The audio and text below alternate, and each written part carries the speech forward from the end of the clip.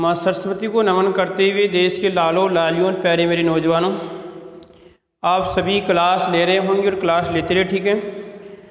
तो हम आपकी जो जेड की कक्षाएं चल रही थी रेगुलर, ठीक है।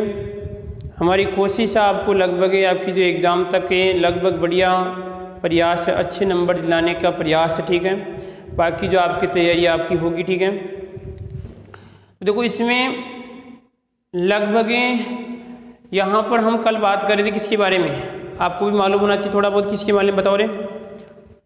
हम बात कर रहे थे सर आपके तुल्यांकी भार के बारे में। तुल्यांकी भार हम किस प्रकार निकाल रहे थे सर, इसके बारे में चर्चा कर रहे थे। तुल्यांकी भार के बाद में हम विधियों की बात कर रहे थे, उसकी दो विधियाँ हो चुकी थी। एक तो आपकी इसमें हाइड्रोजन विस्थापन की थी और एक इसमें आपकी जो ऑक्साइड वाली विधि है वो हमारी विधि क्लियर हो चुकी है। अब उसके बाद में हमारी लगभग 3 विधियाँ और बच रही हैं, 3 विधियाँ और बच रही हैं, 3 को और देखना है, ठीक है। तो 3 कौन कौन सी हैं देख लेते हैं, इनको भी देखना कोई बुरी बात नहीं है, जब मौका मिले तो देखना चाहिए सभी को, देखने का मौका बार बार नहीं मिलता, ठीक है। आपका ये कराएगी जेड और ये आपकी केमिस्ट्री, क्या आएगी जेड केमिस्ट्री। तो देखो तीसरी विधि की बात करते हैं। 2 विधियां कौन कौन सी थी, फिर रिपीट कर रहा हूँ वापस से।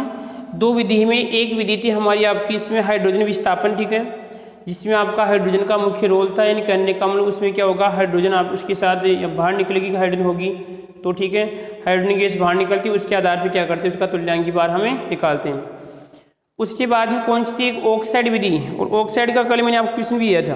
क्वेश्चन क्या था कि कोई इतना परसेंट आपका या 100% में से इतना परसेंट ये मान के चलते हैं, बाकी जो हमारा बचता है वो ऑक्साइड होता है, ठीक है। उसके आधार पे हम तुल्यांकी भार निकालते हैं। और उसमें क्या किया था हमने 8 से मल्टीप्लाई किया था, क्योंकि यहाँ पर ऑक्साइड का जो इसमें ऑक्सीजन है उस ऑक्सीजन का तुल्यांकी भार कितना होता है, 8 होता है। अब आते हैं दूसरी विधि पे, तीसरी पे, ठीक है। जो हमारी तीसरी विधि होगी, तीसरी को लगेगी आपकी ऑक्साइड अपचयन विधि। कौन सी कहलाएगी इसमें, ऑक्साइड अपचयन विधि। तो इस विधि में देखना है क्या कि इस विधि के आधार पे हमें तुल्यांकी भार निकालना है। तो देखो यहाँ पर अब इसमें सोचने का थोड़ा बहुत आपको दिमाग लगाना है कि सर ऑक्साइड है, क्या है इसमें बताओ, ऑक्साइड है और इसका यहाँ पे क्या हो रहा है, अपचयन हो रहा है। तो हमारे आपको भी मालूम हो कि रेडॉक्स रिएक्शन में क्या होता है, जो पूरा सिस्टम H और O का चल रहा है, यहाँ पे H और O का चल रहा है। तो पहली बात तो ये बोल रहा है कि क्या होना चाहिए, आपका कोई ऑक्साइड होना चाहिए। क्या होना चाहिए, ऑक्साइड होना चाहिए। तो ऑक्साइड फिर क्या होगा, इस ऑक्साइड का अपचयन, इसका मतलब उसमें ऑक्सीजन क्या होगी, बाहर निकलेगी। कोई भी आपका ऑक्साइड होगा, जैसे यहाँ पे इस विधि के द्वारा हम कर सकते हैं, जैसे आपके लोहा होता है, Fe है, SN और टिन है, इनका हम क्या करते हैं, तुल्यांकी भार निकालते हैं। फिर समझो वापस जान से कि सर ऑक्साइड होगा, ऑक्साइड का मतलब उसमें ऑक्सीजन होगी। जैसे यहाँ पे इसके ऑक्साइड बनाओ आपकी Sun2, यहाँ पे क्या हो जाएगा, इसमें Sun2 हो जाएगा, इसका हो जाएगा Fe2O3 हो जाएगा। तो ये इनके ऑक्साइड हैं। अब इनमें से ऑक्सीजन को बाहर निकलना क्या कहलाता है, ऑक्सीजन का बाहर निकलना अपचयन कहलाता है। तो यहाँ पे क्या करेंगे, जो सबसे पहले इसमें जो आपका ऑक्साइड होगा, क्या होगा, जो ऑक्साइड होगा उसके भार को हम नोट कर लेंगे। जो ऑक्साइड होगा उस ऑक्साइड के भार को हम नोट कर लेंगे। इन करने को क्या आएगा, हमारे पास W2 आएगा। और उसमें से यहाँ पर क्या करेंगे, फिर हमारे पास जो धातु बचेगी उस धातु का भार आपको किसमें मिलेगा, तो उसका यहाँ पे क्या बोलेंगे, W1 बोलेंगे। इसमें क्या कर रहे हैं, जैसे यहाँ पर किसी ऑक्साइड को धातु आदिक्य में क्या करेंगे, यहाँ पे गर्म करते हैं। एक विशेष प्रकार की नली में क्या करते हैं, धातु ऑक्साइड को हम क्या करते हैं, गर्म करते हैं। और गर्म करने पे क्या बनती है, इसकी जलवाष्प बनती है, कैल्शियम क्लोराइड के माध्यम से इसको अवशोषित कर लिया जाता है, वो तो इसकी क्रिया विधि है। परंतु यहाँ पे हमें क्या समझना पड़ेगा, जब इसको गर्म करते हैं, गर्म करने पे इस ऑक्साइड का अपचयन होता है। अपचयन का मतलब इसमें से ऑक्सीजन बाहर जाती है, ऑक्सीजन बाहर जाती है तो इसमें क्या बचेगी, धातु बचेगी। तो यहाँ पे जो पहले ऑक्साइड था, पहले ऑक्साइड को हमने तोल लिया, कितना है, जैसे मान लीजिए W2 आ गया। और यहाँ पे उसमें से ऑक्सीजन निकलने के बाद में जो Fe बचेगा वो क्या कहलाएगा, इसमें आपका W1 कहलाएगा। ठीक है, तो यहाँ पे इसका सूत्र क्या बनेगा, देखो यहाँ पर है, इसमें आएगा तुल्यांकी भार, यहाँ पर आएगा तुल्यांकी भार। अब देखो यहाँ पर आएगा W1 और यहाँ पर आएगा W2 माइनस W1 इंटू, अब देखो इंटू क्या आएगा कि जब ऑक्साइड है तो यहाँ पे ऑक्सीजन का तुल्यांकी भार आएगा, यदि यहाँ पे क्लोराइड होता तो इस क्लोराइड का तुल्यांकी भार आता। तो यहाँ पे बताओ कितना आएगा, 8 आएगा। 8 क्यों आ रहे हैं, क्योंकि यहाँ पर ऑक्साइड है और ऑक्सीजन का तुल्यांकी भार कितना होता है, 8 होता है। तो हमारे पास इसका फॉर्मूला क्या बनेगा, सिंपल तुल्यांकी भार का इस ऑक्साइड विधि से इस प्रकार हम निकाल सकते हैं, जिसमें W1 तो क्या है हमारा, W1 तो कहलाएगा इसमें धातु का भार, क्या कहलाएगा इसमें, धातु का भार।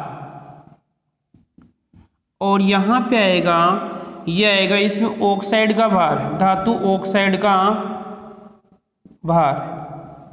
और बाकी आप जानते हो, इतना तो आप समझदार हो, ठीक है। चलो क्वेश्चन बनाते हैं इसका एक, ठीक है। क्वेश्चन देखते हैं किस प्रकार आएगा।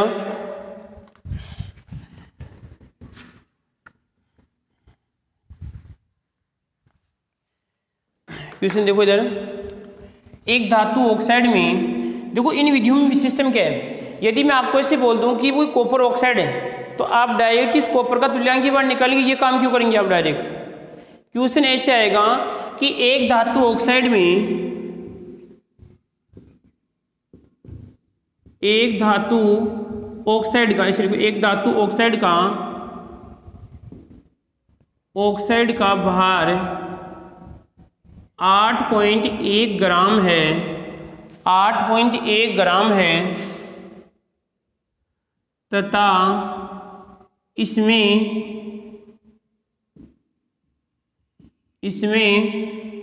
धातु 5.66 ग्राम है, 5.66 ग्राम है। तो धातु का तुल्यांकी भार ज्ञात कीजिए। अब देखो यहाँ पे विचार करने की बात यह है, धातु का तुल्यांकी भार ज्ञात कीजिए। क्या हुआ कि सर यहाँ पे अगर मैं आपको कोई नाम देता कोई भी ऑक्साइड का तो आप निकाल लेंगे, कोई दिक्कत नहीं, ऑक्सीकरण अवस्था के आधार पे निकाल सकते हैं, जो मैंने आपको पीछे बता दिया। इस योगी का बताया था मैंने, अम्ल क्षार था, अम्ल क्षार का बताया था, मूलकों का बताया था, ठीक है। उसके बाद में ऑक्सीकरण अपचय का मैंने आपको बताया था। परंतु सर यहाँ पे तो कोई हमें ऑक्साइड है, उस ऑक्साइड का कोई नाम नहीं है, कौन सा धातु ऑक्साइड है, यहाँ पे टिन वाला ऑक्साइड है या इसमें आपका आयरन वाला ऑक्साइड, ये कोई हमें मालूम नहीं है। तो अब देखो यहाँ पर हमारे पास पूरा फॉर्मूला है, ये कह रहा है कि धातु ऑक्साइड का भार, तो यहाँ पे किसका मान है बताओ, ये हमारे सामने किसका मान आएगा सर, W2 का मान है। और सर ये किसका मान होगा, यहाँ पर आएगा ये W1 का मान है। अब हमें सूत्र में रखना है, तो यहाँ पे देखो हम W1 का मान कितना है रे, W1 का मान है लालो लालियों, अरे कितना है रे, अरे लालो लालियों यहाँ पे 8.1 है, और उसके बाद में यहाँ पे कोई मल्टीप्लाई है क्या, नहीं सर यहाँ पे माइनस है। W1 आपको 5.66 आपको माइनस, और यहाँ पे इंटू 8। अब क्या करना आपको, 5 अरे कितना आएगा 5.66, और अब क्या करना आपको इसमें सर यहाँ पे कितना बचेगा, क्योंकि इतिहास गवाह इस बात का, अरे भाई 10 में से 6 जाते हैं तो कितने, 4 ही बचते हैं, ठीक है। और यहाँ पे 9 में से कितने आएंगे 3, और यहाँ पे 7 में से कितने 2.34 इंटू 8, अरे पॉइंट से पॉइंट उड़ जाएगा रे, उड़ेगा तो उड़ जाने दो, लगभग मान लीजिए 2 के आसपास जा रहा है। किसके आसपास जा रहा है, लगभग 2 पॉइंट, शायद इसमें आएगा लगभग 2 के आसपास जाएगा, इसे मान लो। चलो काट लेते, कोई दिक्कत नहीं, देखो इसको बढ़ा लो, इसको बढ़ा लो, इसमें कर लो यहाँ पे 7, इसका कोई दिक्कत है नहीं, ठीक है। और भी आप बढ़ाना चाहो तो इसको कर लो आप 6, इसको 6 कर लो, इसको कर लो आप 1, तो कितना आएगा इसमें 8 या लगभग 24, लगभग वही कर लेते हैं जो भी आएगा, ठीक है। हाल ही कर लेते हैं इसको, ठीक है। 566 है, और यहाँ पे कितना आया था भाई 4, और यहाँ पे 3, और यहाँ पे कितना आया था, यहाँ पर आएगा 2। अब इसको हल करो, तो हल करने पे इसमें भाग जाएगा, 34 का दूना कितना होता है रे, अरे 200 दूना 400 होते हैं क्या, तो लगभग देखो इसमें 8, और यहाँ पे 3 दूना आपके 6, और यहाँ पे कितने 400 कितने हो रहे हैं 68, 2 बार जाएगा इसमें, ठीक है। फिर कितने बच रहे हैं 566 बच रहे हैं, कितने बचेंगे लगभग कितने आएंगे 6, और यहाँ पे आएगा 9, तो 96 कितनी बार जाएगा लगभग, इसे मान लो कि 4 बार जाएगा। कितनी बार जाएगा इसमें 4 बार जाएगा इसमें, तो 4 बार जाएगा तो यहाँ पे इसको 8 से गुणा करना पड़ेगा, जो भी आपके पास आंसर आएगा इसको, ठीक है। तो लगभग 8 दूना 16 यानी लगभग 18 के आसपास इसका आंसर आएगा। क्या होगा 18 के आसपास हमारा इसका आंसर आएगा। ये कैलकुलेशन आपको सटीक रूप से करनी है, ठीक है। तो ये हमारी कौन सी विधि थी, ये जो आपके तुल्यांक की भार निकालने की तीसरी विधि आपने पढ़ी, ठीक है। तीसरी विधि में आपको याद क्या रखना है कि सीधी सी बात है कि पहले बात तो इसमें टिन और हम लोहे का क्या कर सकते हैं, इसमें धातु ऑक्साइड का हम तुल्यांक की भार निकाल सकते हैं, ठीक है। और उसके बाद में यहाँ पर देखो, यदि पहले अगर आपको पूरे ऑक्साइड का भार देता है, ये पूरे ऑक्साइड का भार तो कौन सी आएगी, ऑक्साइड अपचयन विधि। ऑक्साइड होना चाहिए और उसका क्या होगा, उसमें अपचयन होगा। अपचयन का मतलब उसमें से ऑक्सीजन बाहर निकलेगी। यदि यहाँ पे कोई ऑक्साइड नहीं है, यहाँ पर कोई ऑक्साइड नहीं है और उसका अपचयन हो रहा है, तो वहाँ पे विधि काम नहीं करेगी। क्या होना चाहिए, ऑक्साइड होना चाहिए, प्रसाद में उसका अपचयन भी होना चाहिए। यदि अपचयन हो रहा है ऑक्साइड नहीं है तो भी आपका नहीं होगा वहाँ पर, ठीक है। अगली विधि की बात करते हैं, ठीक है। नंबर 4 पे देखो आप,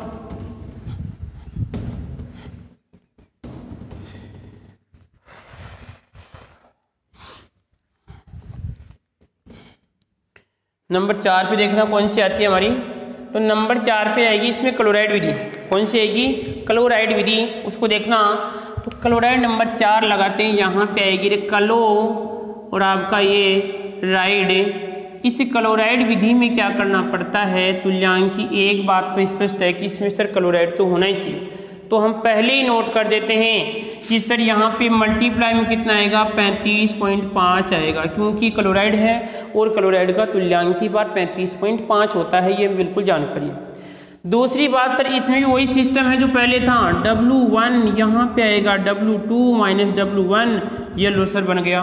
परंतु सर अभी क्या सिस्टम है हमारे तो कुछ समझ भी नहीं आ रहा है। तो मैंने कब कहा लालो लालियों,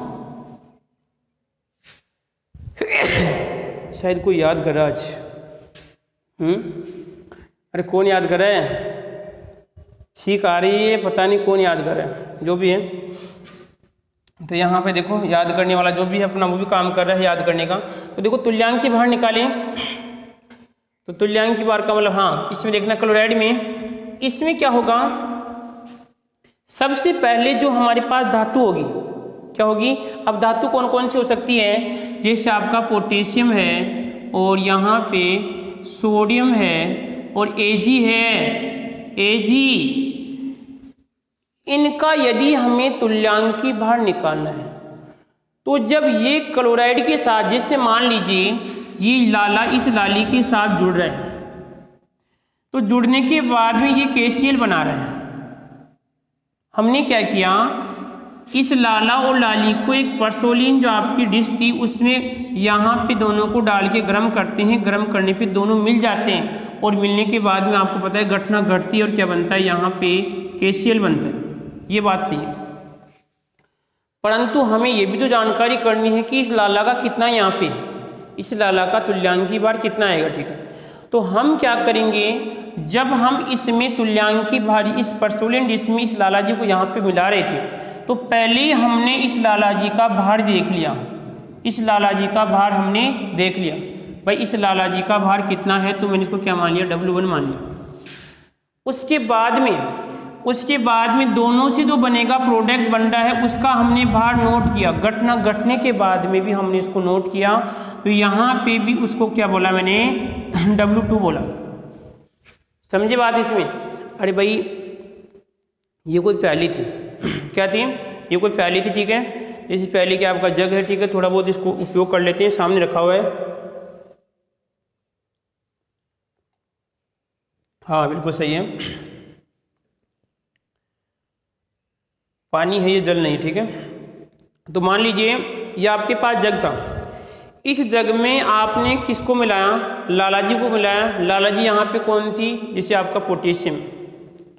जब इस लाला जी को हमने इसमें मिलाया था उससे पहले ही हमने लाला जी का भार नोट कर लिया। बाद में हमने इस लाली को मिलाया, दोनों को मिला के इसको गर्म किया। गर्म करने के बाद में दोनों मिल जाते हैं, जब मिलते हैं तो गर्मी आती है, तो कहने का हम दोनों मिल गए। और मिलने के बाद में हमने इसको नोट किया, इसके बाहर को नोट किया, पहले लाला के बाहर को, फिर बाद में दोनों के बाहर को नोट किया। और नोट करने के बाद में हमारे पास पहले क्या आ गया, W1 आ गया, बाद में क्या आ गया, W2 आ गया। ठीक है,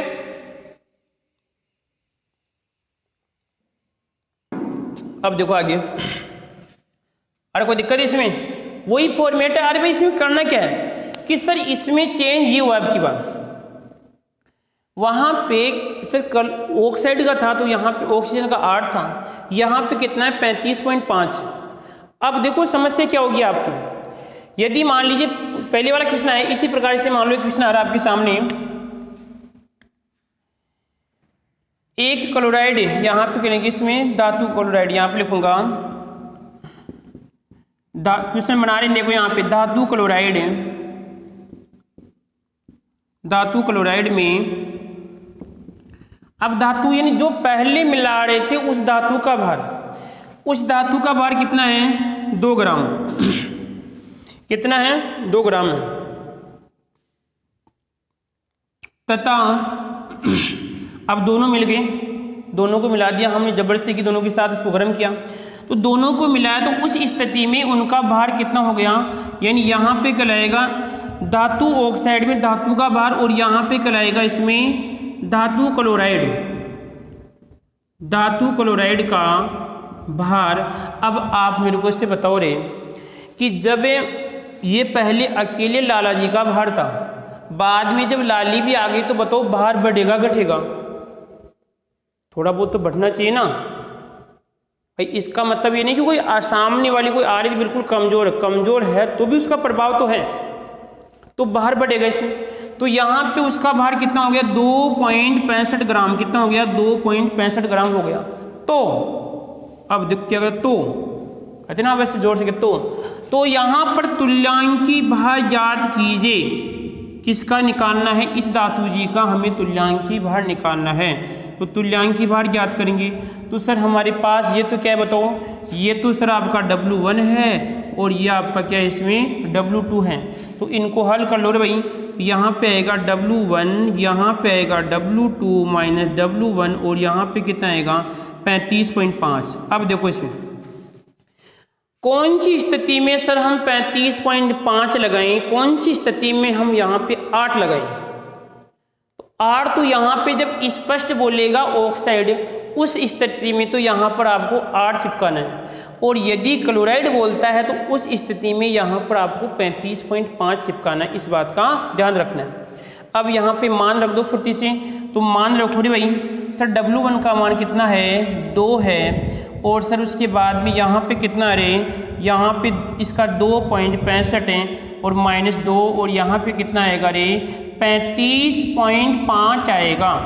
अब सर यहाँ पे क्या करना है सर घटा दो, लो यहाँ पे घटा दिया, लो जी, और इसको हल करेंगे तो कितना आएगा 108 के आसपास आपका आंसर आएगा। इस प्रकार हम क्या कर सकते हैं, इस विधि के द्वारा भी हम तुल्यांकी भार निकाल सकते हैं लालो और लालियों। ठीक है, और देश के नौजवान दोनों के लिए करते हैं और लाला और लाली दोनों के लिए अलग अलग करते हैं। ठीक है, नपुंसकलिंग होता है उसके लिए हमको विशेष शब्द का प्रयोग अभी तक नहीं कर रहे, जिस दिन करेंगे तो हम उस दिन आपको बता देंगे। तो आप इसको देख लो, मैं भी देखता हूँ कि आपकी क्लास कितनी हो चुकी है। बहुत बढ़िया लालो, कितनी हो गई भाई लाला जी, आपकी क्लास हो गई 19 की हो गई भाई, ज़्यादा लंबी भी थोड़ी ठीक ही रहती है। ठीक है, आगे दो और समझ में आ गया ना। जब हाँ अब देखो थोड़ी सी मैं आपको सटीक कर रहा हूँ, मैं फिर बोलूँगी शाम को मैं रोज़ टेस्ट पेपर आपका बनाने की कोशिश करें, पूरी लग जाना। अगर जिन नौजवानों ने फॉर्म भी नहीं भरा है वो भी ऐसे मान के चलिए कि हमारी तो एग्ज़ाम 11 तारीख को ही है, ऐसे मान के तैयारी करनी है, तो बेटा कुछ अच्छा सीखने के लिए मिल जाएगा आपको। नहीं तो फिर सपना जी की तरह के धक्के खाने डालोगे आप, सपना जी की तरह फिर बैठ के रोओगे। फिर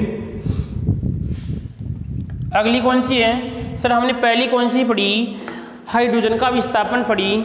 दूसरी हमने कौन सी पढ़ी रे, दूसरी हमने आपकी वो ऑक्साइड वाली पढ़ी थी, ठीक है, और तीसरी ऑक्साइड अपचयन पढ़ी, और चौथी हमने क्लोराइड, और पांचवी आती है धातु का विस्थापन।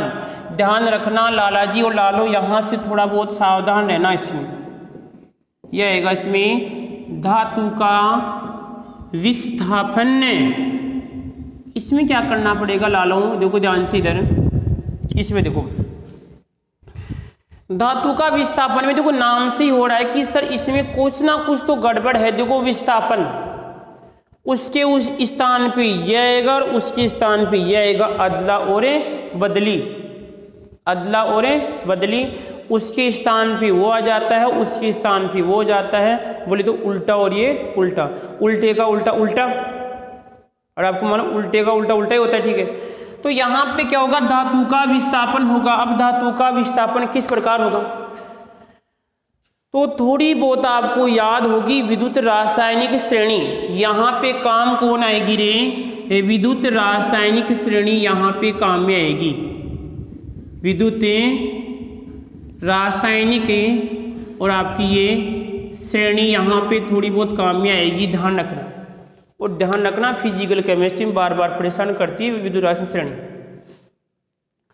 इस विद्युत रासायनिक श्रेणी का नियम क्या है कि लगभग जो कुछ आवर्त सारणी के तत्व हैं या धातु हैं उनको एक विशेष क्रम में व्यवस्थित किया गया है।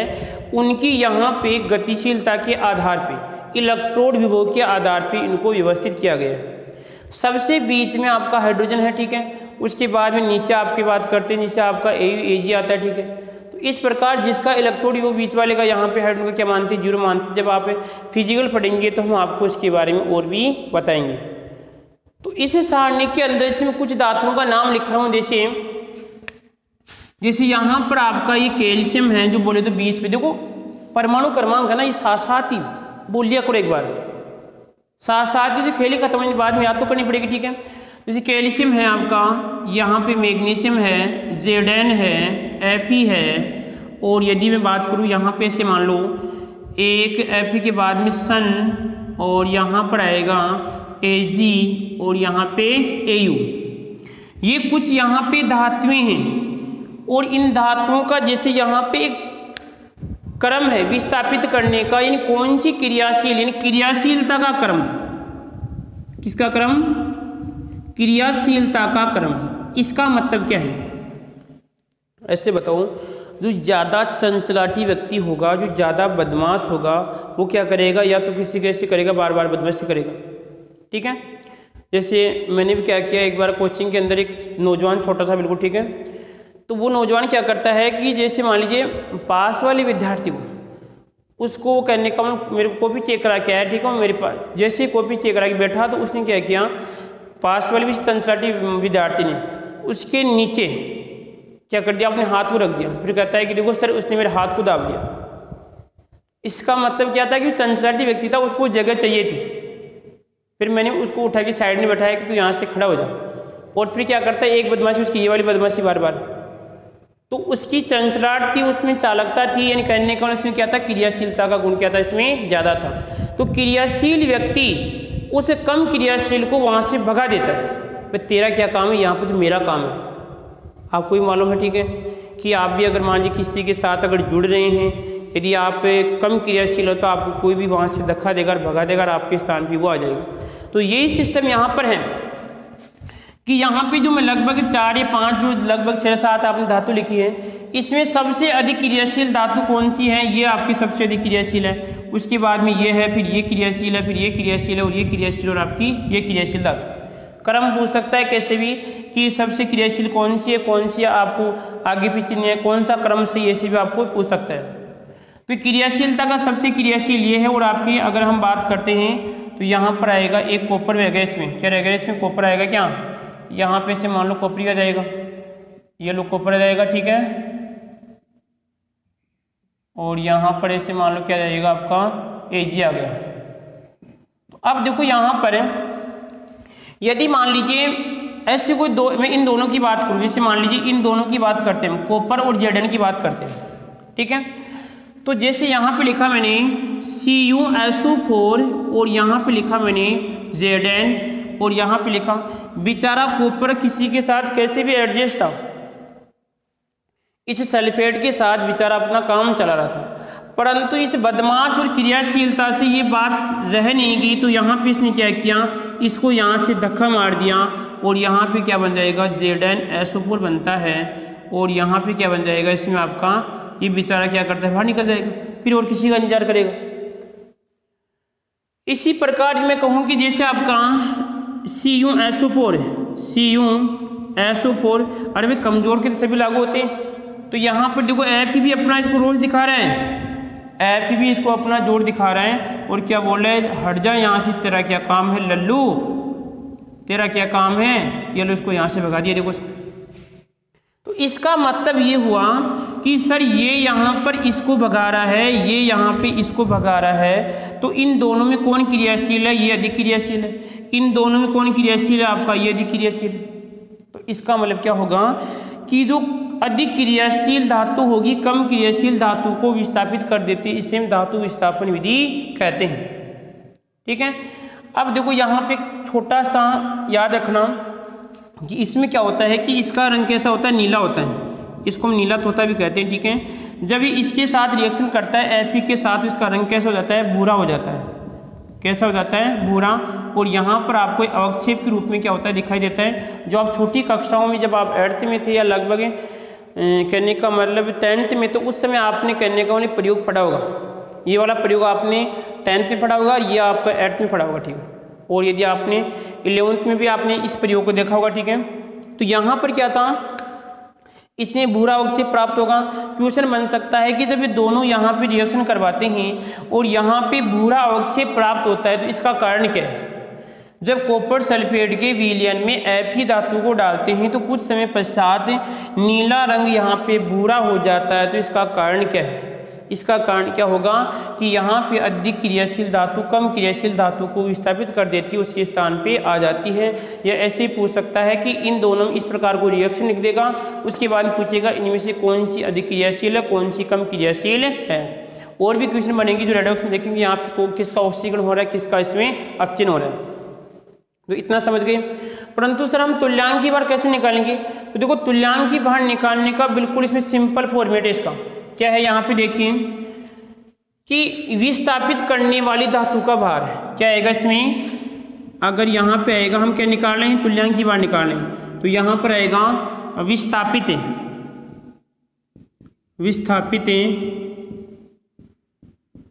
करने वाली, थोड़ा बहुत आगे पीछे हो गया क्या, करने वाली धातु का भार। और नीचे आएगा यहाँ पर विस्थापित होने वाली, यहाँ पे क्या आएगा, विस्थापित होने वाली धातु का भार।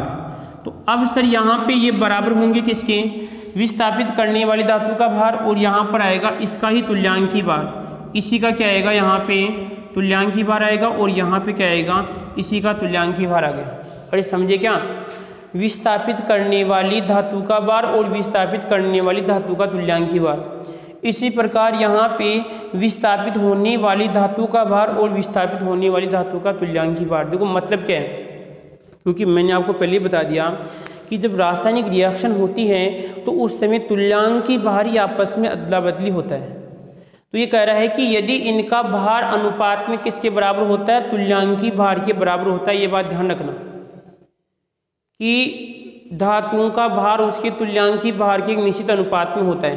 किस में होता है, निश्चित अनुपात में होता है। ठीक है, अब हम इसमें क्वेश्चन देखते हैं कौन सा बनेगा। ठीक है, एक तो याद रखना क्रम, और ये वाली बात आप याद रखना।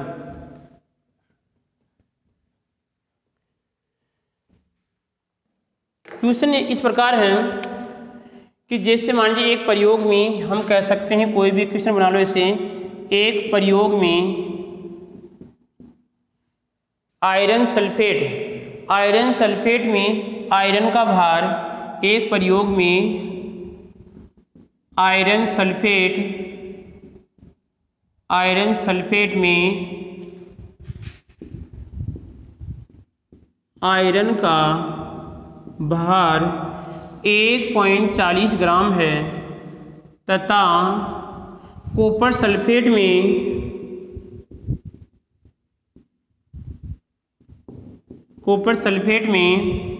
कॉपर का भार 1.59 ग्राम है, या हम कह सकते हैं 1.29 है, जो भी आ जाएगा ठीक है, वो तो आप जितना रखेंगे उतना ठीक है, 29 हो सकता है, 59 ठीक है।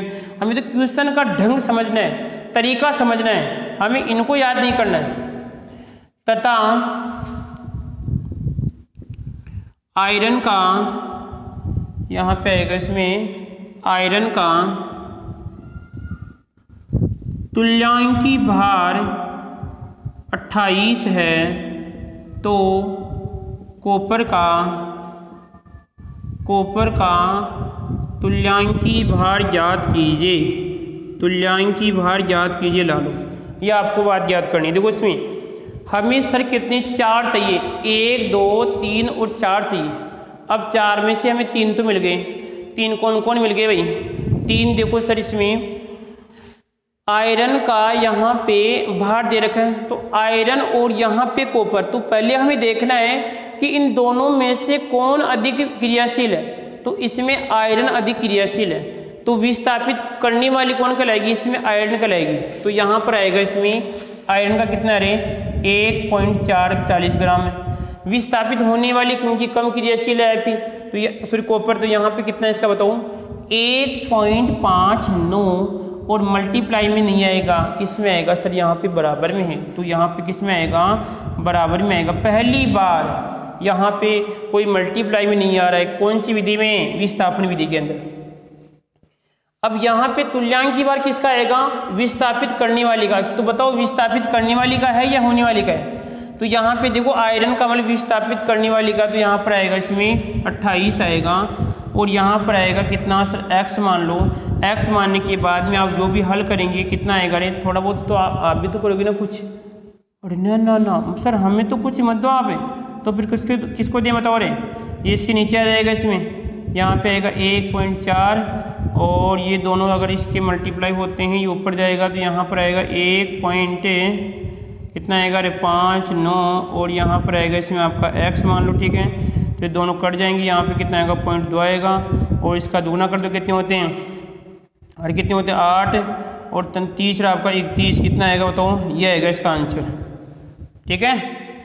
अरे कुछ बैठ रहा है आपके, क्या बैठ रहा है? कितना आएगा इसमें? आपका 31 कुछ आंसर आएगा इसका। तो यहाँ पर हम जो तुल्यांकी भार थे, तुल्यांकी भार की कुछ विधियाँ थी, मैंने आपको सिंपल तरीके से बताई बिल्कुल। यहाँ पर यदि आप किसी और कहाँ से पढ़ते तो आपको समझ भी नहीं आता कि अधिकतर लोगों की तो आप पूछ लेना किसी से भी, मैं तो इसे कह रहा हूँ, आप किसी कॉलेज वाली बंदे से पूछ लेना, यदि वो तुल्यांकी भार इस प्रकार आपको यहाँ एक्सप्लेन कर सकता है, एक्सप्लेन कर सकता है, क्योंकि तुल्यांकी भार निकालना सीधी सी बात है भाई, यहाँ पे समझना जरूरी होता है। सब तो यहाँ पे काम चलो समझते हैं, तो यहाँ पर मैंने आपको अच्छी तरीके से समझाया है। बिल्कुल आप लगभग अलग अलग जो विधि है, इस प्रत्येक विधि के आधार पर मैंने आपको तुल्यांकी भार समझाया है, क्योंकि हमारा मकसद ये है कि अगर जिस टॉपिक में से क्वेश्चन आ गया तो वो तो आपका छूटे नहीं। सीधी सी बात है कि ये तरीका नहीं कि यार जाएं या नहीं जाएं, जैसे आप करते हैं कभी क्लास के हाथ ऊपर से करते हैं, ऐसे या तो हमारा हाथ रहेगा नीचे और ये रहेगा पूरा एकदम ऊपर रहेगा ऐसे, ठीक है। वो यहाँ पे तैयारी है, ये बीच वाली तैयारी नहीं है कि क्वेश्चन गलत हो या सही हो, क्वेश्चन गलत हो या सही हो, आप बिल्कुल निपुणता के साथ बोलेंगे हाँ बिल्कुल यही हमारा क्या होगा, इसमें आंसर होगा। तो हमने तुल्यांकी भार पढ़ा। उसके बाद में देखो हमारा टॉपिक बच रहा है, एक तो आपका अनुसूत्र बच रहा है, ये अनुसूत्र किस प्रकार निकालते हैं, मूलानुपाती बच रहा है, ठीक है। उसके बाद में एक परसेंटेज बच रहा है और एक आपकी स्टोइकियोमेट्री बच रही है। शायद 2 क्लास में लगभग लग रहा है, कोशिश अगर 1-1 घंटे की क्लास हो ना तो लगभग मेरे को लग रहा है शायद 1 घंटे की क्लास के लगभग 1.5 घंटे की क्लास में हो जाए, ऐसा अगर मान लीजिए पूरा टाइम मिले तो। परंतु आप भी सहमत नहीं है अभी तक। तो यदि आप बोल दो कि सर 1 घंटे की क्लास बनाओ आप, तो बिल्कुल हाँ आराम से बोलो, हम बिल्कुल 1 घंटे की क्लास बनाएंगे, ठीक है। तो टेस्ट पेपर भी हम आपको बेहतर रहेंगे, टेस्ट पेपर भी ध्यान रखो, बाकी की जो आगे क्लास हम नेक्स्ट अगले दिन बनाएंगे, ठीक है।